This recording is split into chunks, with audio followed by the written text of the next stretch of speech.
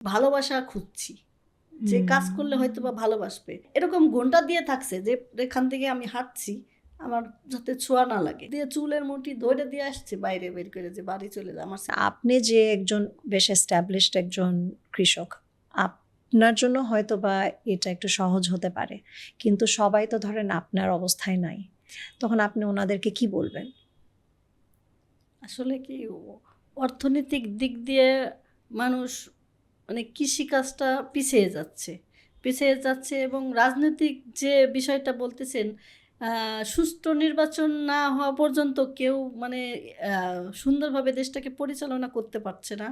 সেই হিসাবে আমাদের কৃষি ডিপার্টমেন্টে এক বছরখানি বিভিন্ন প্রোগ্রাম, বিভিন্ন ট্রেনিং প্রোগ্রাম, বিভিন্ন আয়োজন, এটা থেকে অনেকে এটা হচ্ছে না। পরবর্তীতে যারা কৃষি ডিপার্টমেন্টে উচ্চ পর্যায়ের কর্মকর্তা আসছেন তারা হয়তো বা বুঝে ওঠার সময় লাগতেছে, সেভাবে বুঝতেছেন না। কিন্তু আমরা যে কৃষক, আমরা আমাদের মতোই কাজ করতেছি। তো অনেক কৃষকরা এদিক দিয়ে হতাশ, তাদের ট্রেনিং প্রোগ্রাম না, ইত্যাদি, এই কাজগুলো হচ্ছে না, কিন্তু আমরা ওইদিকে চিন্তা করতেছি না, আমরা আমাদের মতো কাজ করতেছি। তো সেই হিসাবে আমি মনে করি যে আমরা কোনো রাজনীতিতে নাই। যারা মানে কৃষি ডিপার্টমেন্টের যারা উচ্চ পর্যায়ে কর্মকর্তা আছে তারা জিনিসটা বোঝার পরে আমাদের কৃষকদের দিকে একটু দৃষ্টি দিক, যাতে কৃষিকাজটা আমরা সুন্দরভাবে কৃষকরা করতে পারি এবং বিভিন্নভাবে যাতে দেশের জন্য আমরা উৎপাদন করতে পারি, যে কোনো ফল ফসল বলেন, সেদিক দিয়ে যদি ওনারা দৃষ্টি দেয় তাহলে হয়তোবা আমরা কৃষকরা একটু উপকৃত হই এবং তারাও বুঝতে পারে। এবং আমরা মনে করি যে আমরা শুধু বাংলাদেশে না, আমাদের জন্য বাহিরের কোনো কান্ট্রিতে নিয়ে আমাদেরকে দেখানো হয় যে আমরা বাংলাদেশের চেয়ে বড় কোনো দেশ আছে কৃষির উপরে নির্ভরশীল, সেটাও আমাদের বোঝানো উচিত।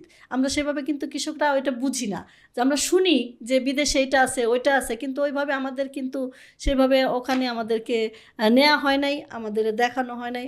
আমরা যদি কৃষকরা সেই রকম একটু দেখতে পারতাম, আমরা আমাদের নলেজে থাকতো, আমরা জানতে পারতাম যে না, আমাদের চেয়ে বড় দেশ আছে, বড় কৃষি ডিপার্টমেন্ট আছে, কৃষি কর্মকাণ্ড হচ্ছে, এটা আমাদের জন্য একটা মানে পাওয়ার ছিল।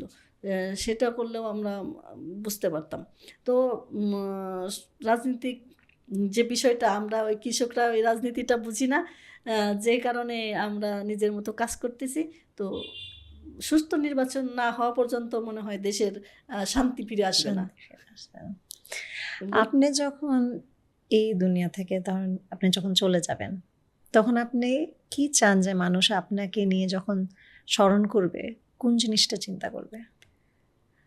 আমি একজন কবি, সাহিত্যিক, একজন মন্ত্রী, মিনিস্টার, এরা তো ছিল, এরাও তো চলে গেছে, তাদের কি আছে? হয়তো কবির কবিতা লেখা, লেখক, বই, এটা সেটা আছে, মানে যে কবির যে কার্যক্রম সেটা আছে। কিন্তু আমি একজন কৃষক হিসাবে, যে আমি কৃষিকাজ করে বিভিন্ন পুরস্কৃত হয়েছি, মানুষ আমাকে চিনছে, জানছে যে আমি একজন নারী উদ্যোক্তা, পেঁয়াজের বীজ উৎপাদন করি।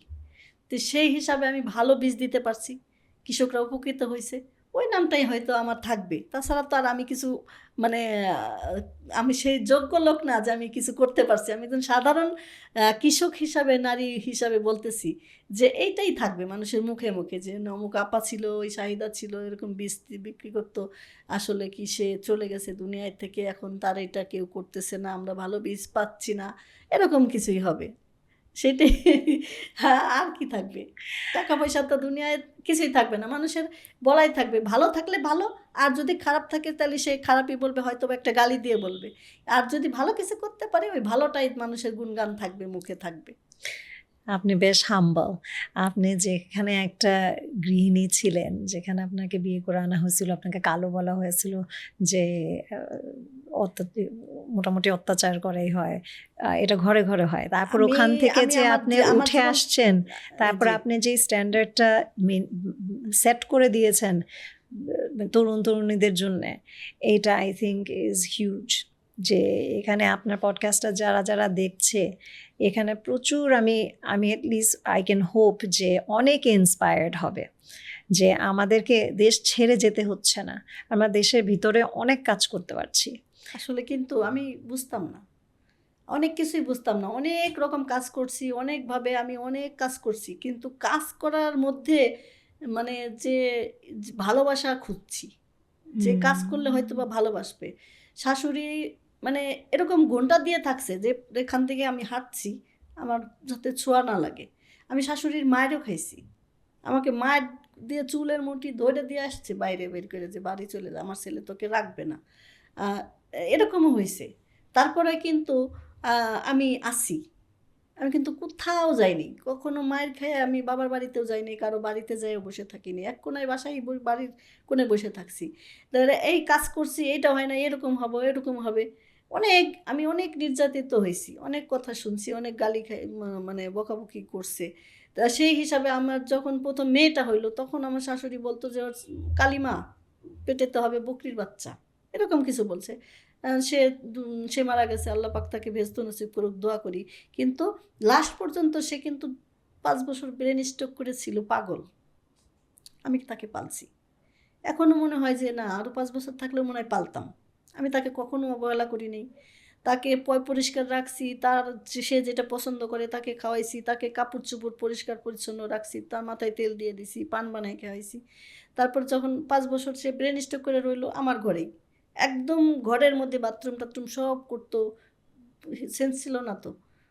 এইভাবে তাকে আমি পালছি। তো আল্লাহর অশেষ রহমত যে আল্লাহ পাক আমাকে